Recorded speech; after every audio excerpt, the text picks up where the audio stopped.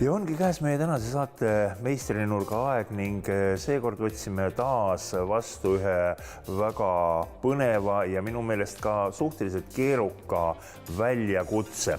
Ning teemaks on, näete, selline kolmnurkne riiul. Miks ta siis põnev ja keerukas väljakutse on? Minule teadaolevalt ei ole ühtegi puutööriista, nüüd käsimasinat ja ka väiksemat tööpinki, sellist, millega saaks lihtsalt niisama ühe näpuliigutusega lõigata puitliistu, lauda, kilpi 30 kraadi alla. Siis see keerukas ehitus, mis mul siin nüüd praegu laua peal on, see on tegelikult rakis selleks, et valmistada selle riiuli detaile.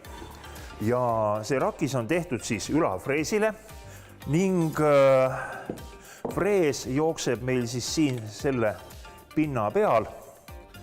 Tuleb teha mitu ülesõitu, et see asi hakkaks paika istuma. Pitskruvi hoiab paigal selle kilbi siin rakise peal ja samas hoiab paigal ka rakise.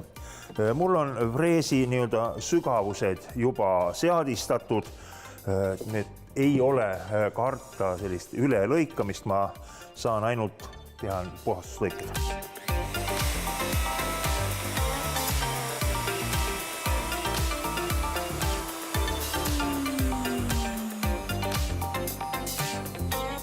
Ja võtan selle kilbi siit välja.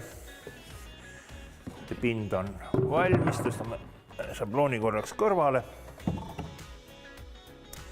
Ja kui te nüüd pilgu peale heidate, siis sellise mitmekordse ülelibistamisega jäävad tegelikult ikkagi väikesed nagu jäljed sisse, mis ei ole kõige paremad. Ja seda enam, et näete, see pind, see esimene serv, ta on ju läheb nulli välja. Ka see võib olla pisut laineline.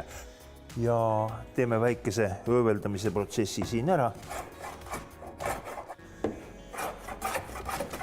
Ja ööveldamisel siis hoidke ikka niimoodi, et nii palju pikki puidukiudu kui vähegi saate. See tähendab, et ööveldamise suund peab olema kas risti või veel parem risti ja kergelt ülevalt alla.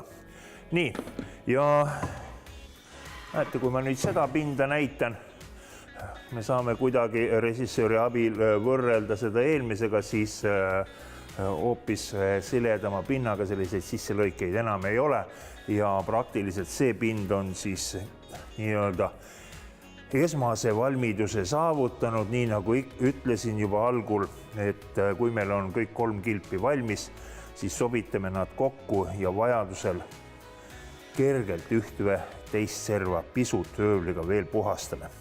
Loomulikult saab need lõiked teha ka võib-olla kuidagi sae peal, kuid taas peame rakise tegema.